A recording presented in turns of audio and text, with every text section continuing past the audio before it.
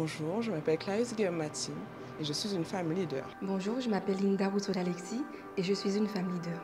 Je m'appelle Lucina Lauriane et je suis une femme leader.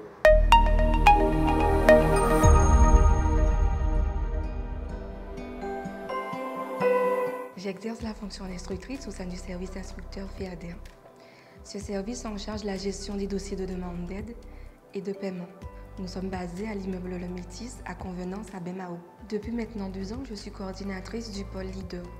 Ce pôle est composé de 6 personnes.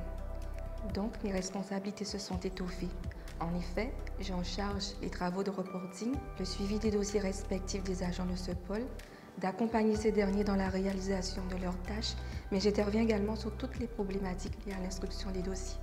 Après près de 12 années passées dans la gestion des fonds européens, j'ai acquis et développé une réelle expertise dans ce domaine. J'ai également développé une capacité à travailler en transversalité, à synthétiser, à piloter, mais aussi à rendre compte. En tant que femme et en tant que jeune femme, c'est un métier vraiment très enrichissant et très valorisant. Participer au développement économique et rural de la Guadeloupe est vraiment valorisant au quotidien.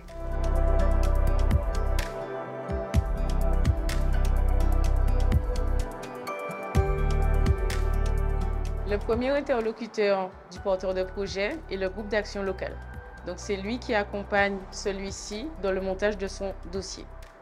À ce moment-là, on vérifie la complétude de la demande d'aide, on vérifie la conformité de chaque pièce, on contrôle les différents points d'éligibilité et on construit le plan de financement. Une fois l'instruction terminée, le dossier doit passer en pré-comité, en comité de programmation du groupe d'action locale. Suite à cela, le porteur de projet recevra sa convention, qui est la décision juridique, et c'est à ce moment-là qu'il pourra commencer les dépenses pour son projet.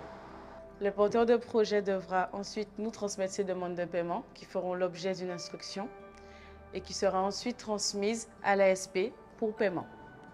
En tant que femme leader, je participe au développement de mon territoire, la Guadeloupe, et je soutiens et j'accompagne les habitants de notre île à réaliser leurs projets.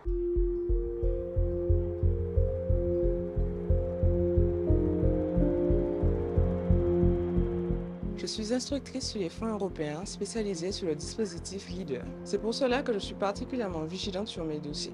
Je dois vérifier que toutes les pièces sont bien présentes et bien conformes. La pièce de base, c'est le formulaire. Il y a le formulaire de demande de subvention et le formulaire de demande de paiement. Il faut faire attention à ce qu'il soit bien complété et que chaque case soit bien cochée. Une erreur sur un de ces formulaires peut retarder le dossier, voire pire, le bloquer. Par la suite, je vérifie toutes les pièces fournies par le bénéficiaire. Il faut vérifier qu'elles soient toutes conformes. Il peut y avoir des petites erreurs bêtes, comme un passeport qui n'est plus valable ou un devis qui n'a pas de date. Une fois complet, le dossier sera instruit et par la suite, il sera conventionné. Le suivi se poursuit lors des demandes de paiement et, à nouveau, il faut vérifier toutes les pièces, surtout les factures, afin que le bénéficiaire soit payé au plus vite. Être une femme leader est particulièrement gratifiant. J'aime voir partout en Guadeloupe des projets voir le jour grâce au dispositif LEADER et j'en suis très fière.